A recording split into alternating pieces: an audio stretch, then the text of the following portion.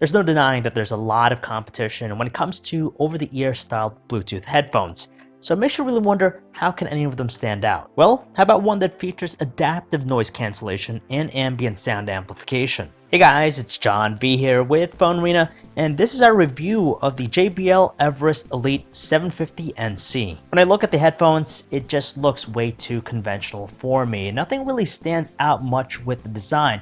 It's made of pretty much all plastic. It has this faux metal finish. And for the pricing, you would expect something a little bit more premium. Well, there are actually two things I like about the design, despite it being a little bit boring. The first one involves it being collapsible, so you can actually fold them up. It doesn't occupy a whole lot of space.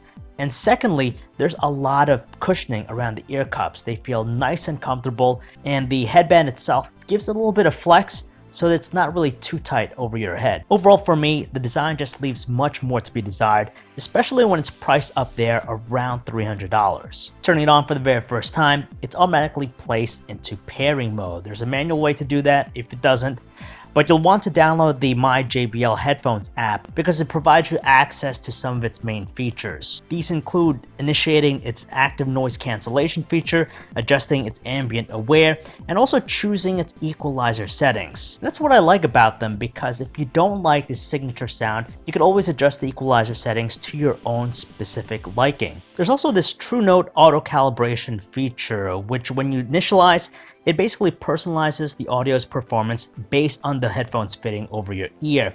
So essentially, the audio is tuned to deliver the maximum authenticity of the music. Seeing that the Everest Elite 750 NC leverages Bluetooth 4.0, it means that you won't be able to pair it with multiple devices. That's a little bit of a shame because there are a lot of headphones out there that offer connectivity to multiple devices simultaneously. But I gotta say though, I didn't experience any connectivity issues, no hiccups or dropped connections.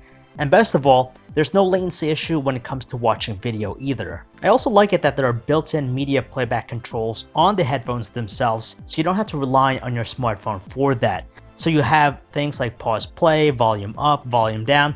There's also a programmable smart button, which by default accesses the ambient aware feature. And if you don't want to go wireless, you could always resort to just using a wired connection because it features a 3.5mm connection, so you connect it to any headphone jack. Now there's no denying that the JBL Everest Elite 750C favors the lower audio ranges because when you listen to it, there's a big emphasis when it comes to the bass and the lows. That shouldn't be a surprise because a lot of headphones cater to the lows.